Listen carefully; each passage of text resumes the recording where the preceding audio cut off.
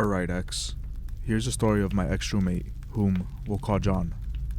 He was kind of a dumbass, and a crackhead, and had an old habit of eating my food, and getting into my shit when I was at home. But this fucker had some of the most amazing hookups for weed. And when he wasn't being a complete greedy bastard, it was some of the best smoking I ever did. So, I was almost willing to let this shit slide, before I decided to move out. We're going to break the story into 3 pieces as follows. 1. Moving in and meeting John. 2. Meeting the guy John's been getting his weed from. 3.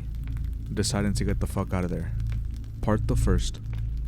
The summer after my sophomore year at college, I decided I didn't want to keep hiding my smoking from my parents, so I started looking for an apartment and a roommate who wouldn't mind me smoking.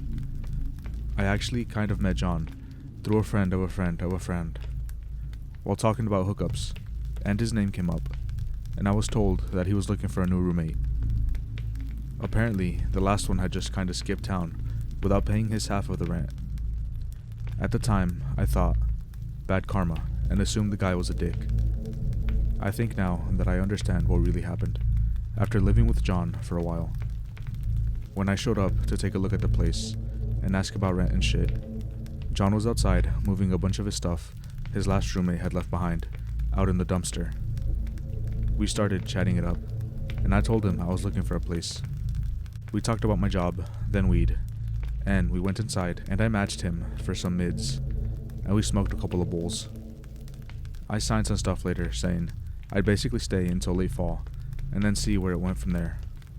I thought I saw some useful shit with a lamp or something, so I went back and kinda picked at the dumpster. The last guy had ditched all sorts of stuff. He could have at least sold them before taking off. Textbooks, etc. I ended up taking a lot of it and selling it. It ended up paying my first month's rent or so. John was pretty cool at first. He had a pretty consistent supply of sour diesel and some OC Kush that smoked like a dream.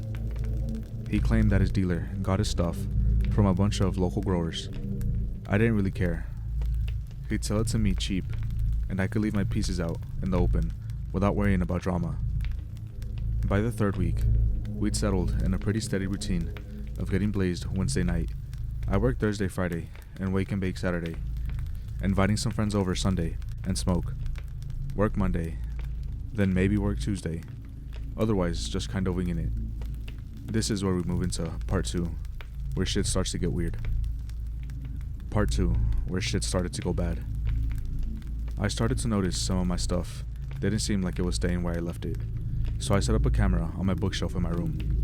Sure enough, I caught footage of John fucking with my stuff when I was at work. He wasn't taking anything, just coming into my room and touching my crap. He looked through my papers, looked under my pillow, fooled around with the books I had on my desk, all sort of weird stuff. And I mean, he didn't take anything.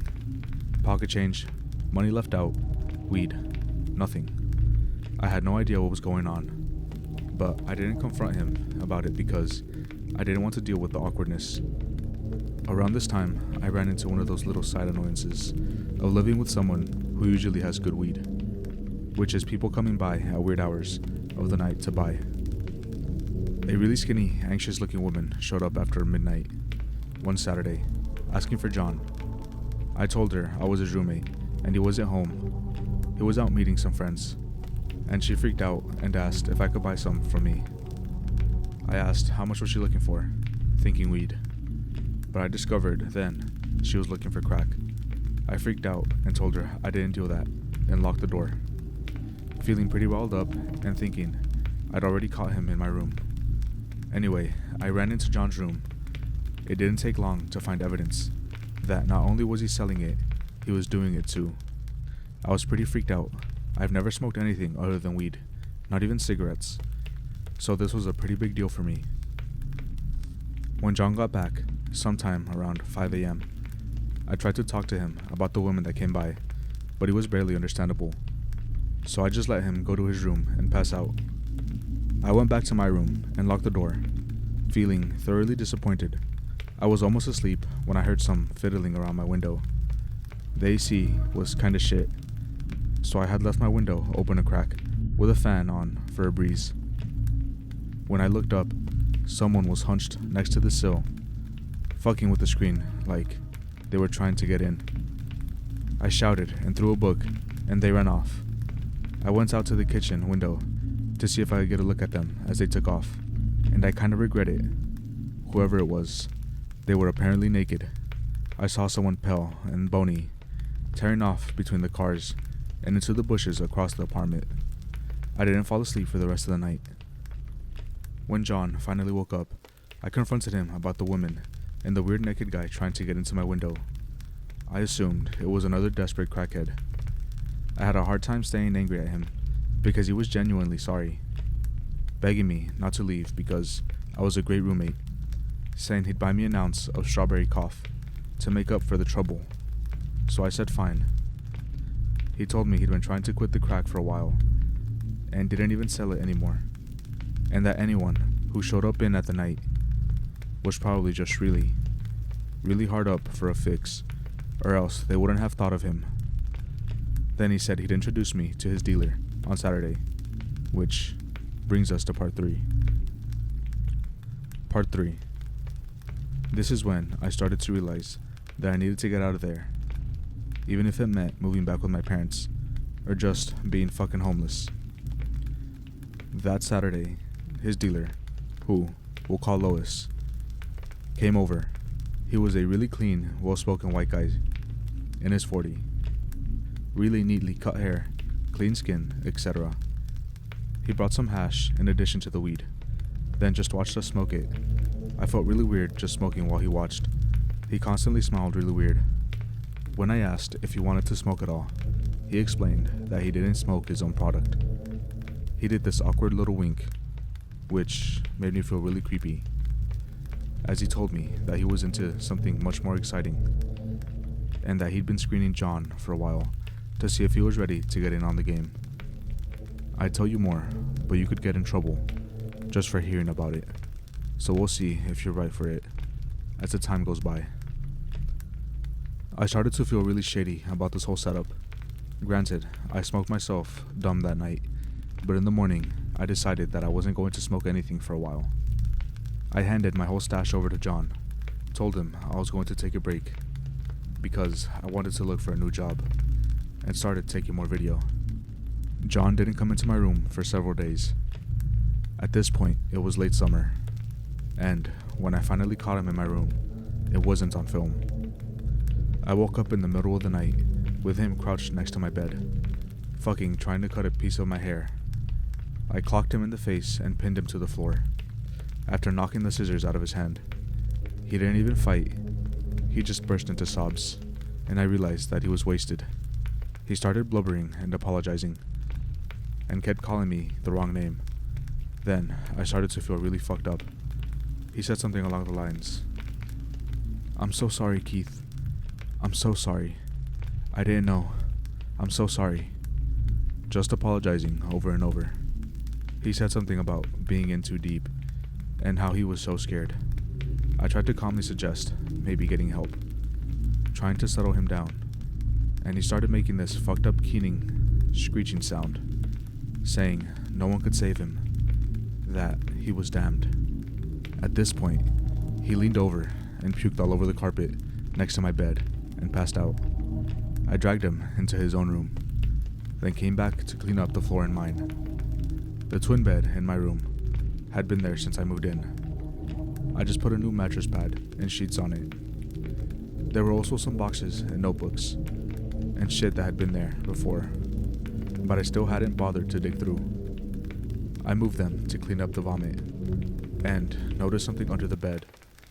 I lifted the box screen to get a better look, and got this really unpleasant surprise of seeing an uneven red-brown stain about the length of the bed. It looked pretty obviously like blood. Someone smarter might have called the police and just taken off, but I was afraid of just calling the cops on a red stain in my room. Not to mention the fact that there was weed and pipes and shit all over the apartment and the crack in John's room. I grabbed my keys. I was about to leave as I stood in the front doorway. I stopped to listen. There was someone fooling around in the darkness under the carport.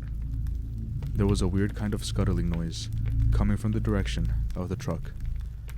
I shouted into the dark, and this time, not one, but two naked-looking fuckers tore out to the shadows into the bushes.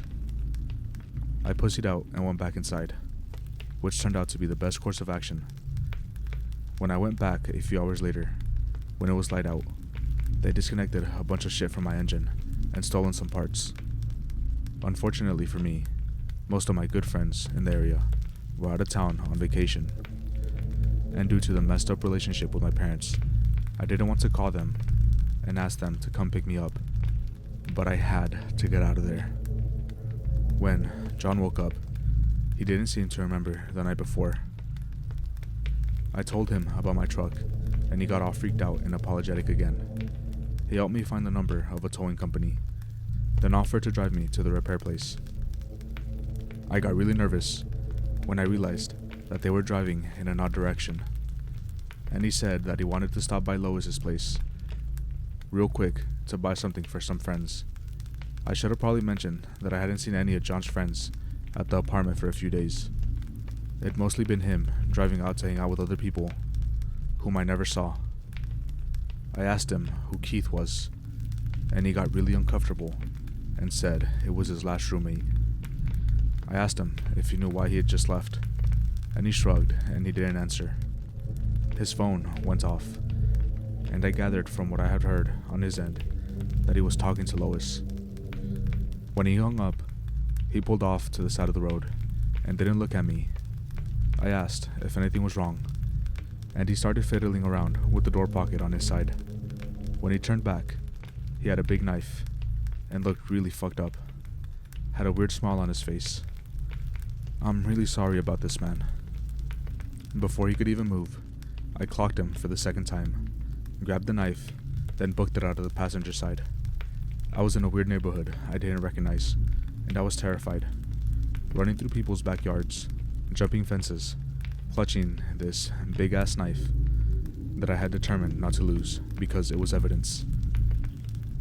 Someone apparently saw me and called the cops because I got picked up pretty quick. I explained the situation as calmly as I could.